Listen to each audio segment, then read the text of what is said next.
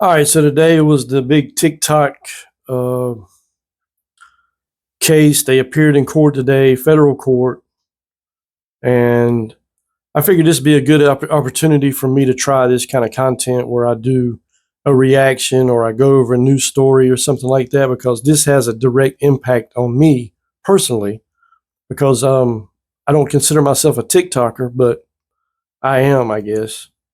I have over 500,000 followers, so I have a pretty substantial following. And so for artists or whatever to have a global reach like that, it's pretty important and it's a big deal to me. And that's part of the reason why we're here is we're getting ready for that ban.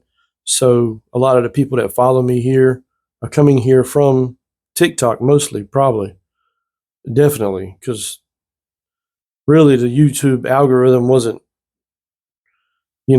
accepting me, or maybe the people on YouTube weren't liking what I was doing a whole lot. I had some reaction and some, but not as never. It was never as much as what I get on YouTube. Whether it's just me DJing stuff or whatever I'm doing, I never got as much reaction, even when I had 1,000 followers, as I did on TikTok with just 1,000 followers. I was getting way more reactions to what I was doing, likes and comments, compared to what I ever got on YouTube. So until the ban was really taking place, I really kind of gave up on YouTube and my Facebook and all that stuff. I really wasn't doing a whole lot. I'd repost some stuff every once in a while just to kind of keep it going. But, I'm kind of going back hard on it now because there's a possible ban. Anyway, but the headline here says that the judges show some skepticism of TikTok's fight against potential U.S. ban. So right off the rip, we've got not such good news. That's not positive for TikTok. Okay. So it says they're pushing back against the ban. They're saying it's unconstitutional. And they're saying it's a landmark case. Okay. So this was before the U.S. Court of Appeals for the District of Columbia Circuit. It lasted 2 hours and there was 3 judges. And they asked questions about TikTok. And the lawyers asked the judges to deliver a decision in the case before December 6th. And I guess that's going to be some kind of, going to write some kind of paper, have some kind of decisions. The judges are going to write something, I guess. Isn't that how they do it? I'm not sure. I'm not a legal scholar or anything. And then it looks like regardless, the losing party will appeal to the Supreme Court. So no matter what happens, it's going to get to the Supreme Court. And I guess that's the next step after this. 2 of the judges expressed some skepticism that Congress lacks the authority to pass such a law. And this defense, TikTok's defense, so they're doubting TikTok's defense that it was being unfairly singled out. And it said that the company is relying on a very strange framework for thinking about congressional authority. So they're saying that basically TikTok's argument is weak. That's what they're saying, I guess.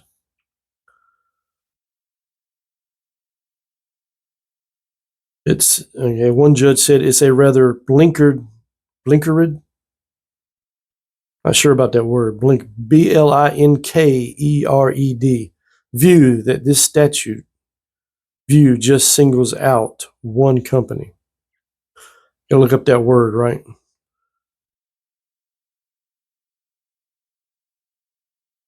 So it says it'll be the highest profile prohibition of a foreign-owned app by the U.S. government. Force its 170 million users, U.S. users, to other platforms or revenue sources. There you go. So, and that's why we're thinking ahead here at G-Rocks Entertainment. And that's why you are seeing my face here now every single day. Blame the U.S. government. Okay? It was pretty brutal for TikTok. Very little went TikTok's way. For 2 hours. There was a YouTube live stream. I wish I was aware of that. But at the same time, those things are kind of boring, though, right? And they're saying that they have fewer free speech protections than an American social media company would have.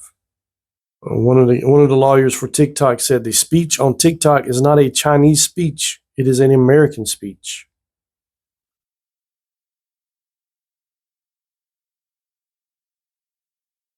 So another argument is saying that the content creators being banned